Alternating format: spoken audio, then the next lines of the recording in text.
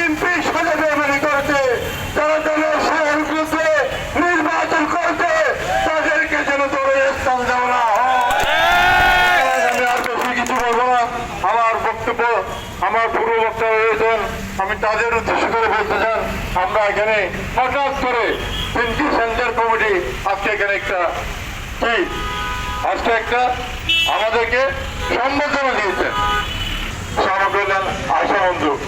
3টা centre committee আজকে এই সমাবেশ, আর 4 নম্বর ওয়ার্ডের উদ্যোগে যদি আমাদের এই সম্বোধন হয়, হাজার হাজার জনগণ হবে, তখন আপনাদের কি অবস্থা হবে?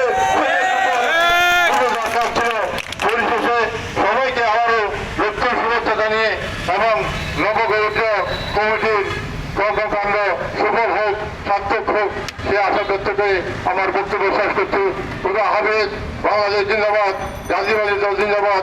এরশাদ ভাই এগিয়ে ছিল, আমরা আছি তোমার সাথে, তারা গিয়ে গয় নাই, রাজপথ নাই। আল্লাহ হাফেজ।